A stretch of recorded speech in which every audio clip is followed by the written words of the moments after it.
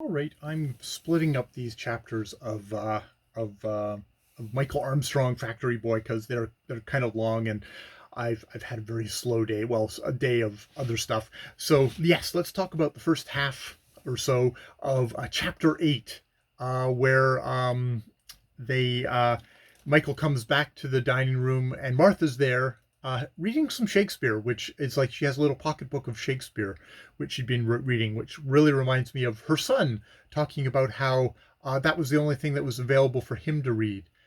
So he would end up reading that quite a bit while he was stuck somewhere, I think in the his father's chambers as a lawyer for a summer or something like that. So that's an interesting little echo there from between the mother and the son, from Francis Trollope to Anthony Trollope.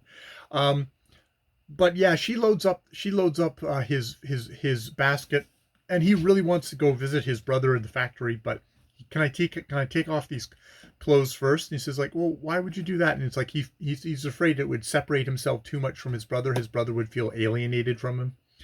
And she says like, oh, I don't think that would be the case. And it's like, although the other kids would definitely make fun of me. It's like, well, they wouldn't be that mean. It's like, oh, they probably would be that mean. She goes to the father, who thinks, oh, he wants to go to the factory. He's back to the factory. He's such an ungrateful brat. They're just so eager to get back to work. So horrible. And Dr. Crockley is just egging him on at every moment. They decide that they're going to actually take Michael to the factory to kind of really rub things in and increase his Sir Matthew's standing of just being such a wonderful guy. And it'll be a funny joke to show off Michael to the other little factory vermin, as Sir Matthew would put it. So it's like Michael goes out to the hall to kind of meet up with him. At which point, basically, he just kind of Sir Matthew kind of runs along at him, grabs him, and just tosses him out the door, which is just like, it's just so fucking brutal and awful. And yeah, the two men get on the horse and they like, and they make Michael run after them behind, and he is like, emaciated and exhausted, and uh, yeah, it's just horrible. And they're having this whole disposition on like, how this is good for children to be doing this.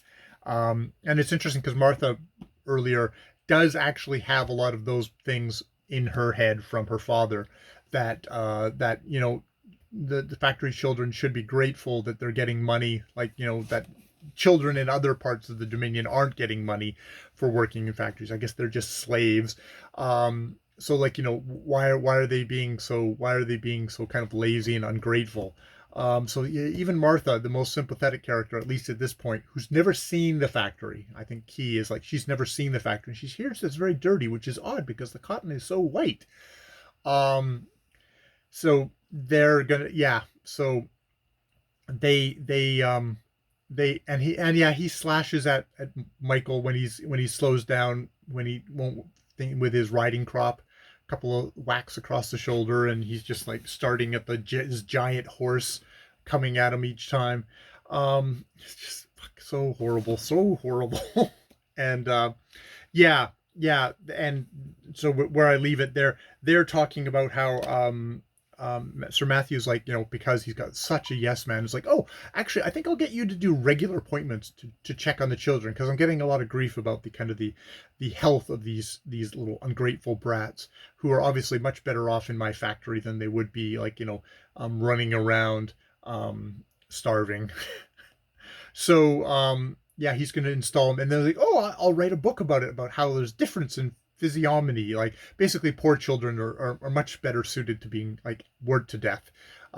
Is what is the thing you get, which I'm sure is something that happened, that wealthy factory owners hired doctors to tell them exactly what they wanted to hear and what they wanted to propagandize about how children were. So yeah, that's this first half where Michael's been sent to run over to the gate of the factory, and and kind of, I guess, get to see inside on his own. Maybe get to go see his brother on his own, Edward. Uh, it's just so awful, so awful. Francis Trollope is doing a really good job. Except I can see why she wouldn't want to do a second part, because you read this and you think, yeah, Yeah, let's burn. Let's French Revolution time. Let's get rid of all these evil factory owners. So yeah, that's the first part.